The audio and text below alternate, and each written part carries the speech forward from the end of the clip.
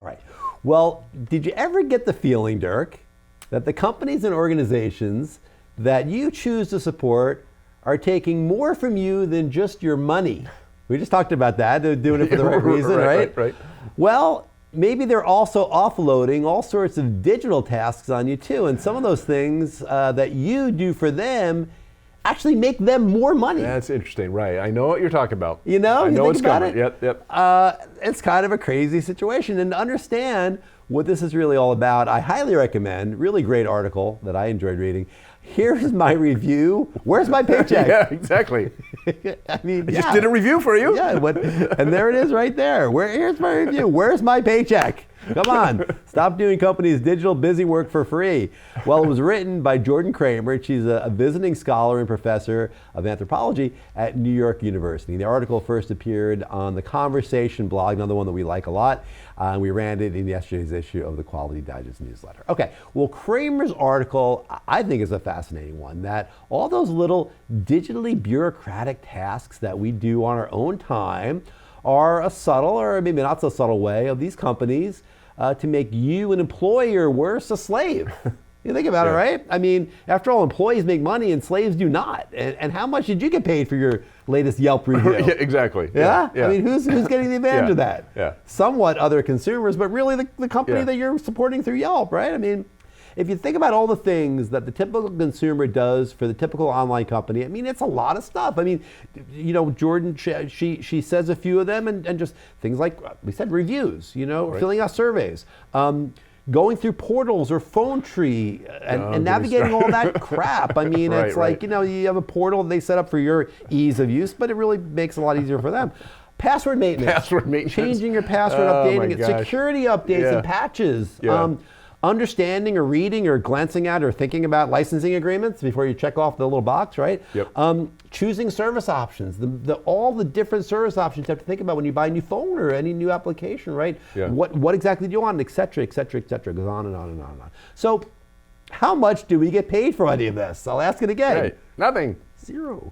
I mean, more to the point, how much do the companies we work with save by having us do all that digital busy work? I mean, think about all that stuff that all the litany of things I just ran down there. I mean, in theory, they could hire people to do that for us, right? I mean, they could have people do, you know, maintain security and do all that kind of stuff, and do more to help us through the various portals and phone trees. They don't. They just basically say, hey, call this number and wait. Right. You know, and then at the end, you have to give them a survey to tell them what you thought of their bad service.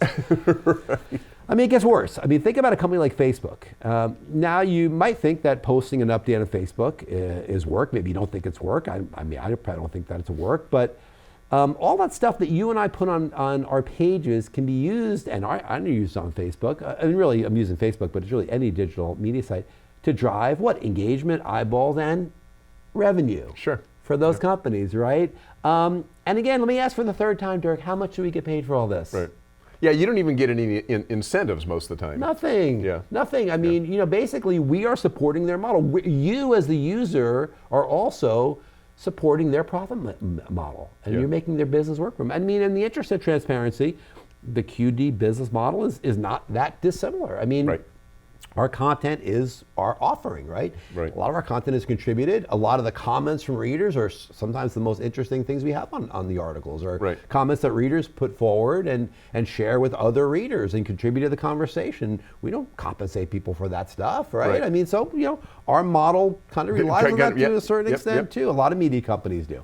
I think eventually, in my opinion, I think models like the one that DigiMe, DIGI.me, have you heard of them?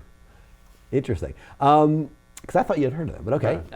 But I think the model they've come up with is going to be prevalent. Now, DigiMe, again, that's DIGI.me, allows consumers to control their own digital footprint across the internet, and allows, for a fee, online advertisers to serve you ads. So you can permit, you know, that your user, a user of whatever website, you can permit however many ads you want to be served to you. And you get a fraction of a penny for each one that you see. Interesting. Interesting model. Now, maybe something like that would work for online work. Maybe you know, you get a fraction of some revenue for doing you know, reviews, or for being willing to go through a portal online rather than just calling up and Right. working with them. Maybe there's some sort of an incentive, and maybe you're going to get a cut of all those actions for all those posts and reviews and surveys and updates and agreements, opinions, options, content, etc. And then we would know how much we're getting paid for all this, right? I mean, eventually we would know, maybe. We'd have a sense for what we're actually doing here, as opposed to just giving it away for free. I mean, but that's the model that is going. And she's writing a book, by the way. Jordan Kramer's writing a book about this. That'd be interesting. And she's an anthropologist, so she's looking at it from that perspective. Yeah, I mean, it does make a lot of, it makes a lot of sense, but it really, I think the problem is that, and we've talked about this before, is the internet started off being so free that trying to build costs into it is an uphill battle. Yes. Right? I mean, it just does not generate the same revenue that print did and so forth. And so online companies, except for retailers. but does it or not? Look how much money Facebook, Facebook doesn't make, sorry, you're right, they don't make a ton of money right now, but the model is one that generates a lot of, certainly, investor interest. Right. I mean, it does and it doesn't, but the reason why it does is it's throwing on the backs of the consumers, the users, a lot of these tasks and generating money off of those tasks. And they you know, do. something like Amazon or Facebook or all those sites we have to log on to in order to really make use of their services.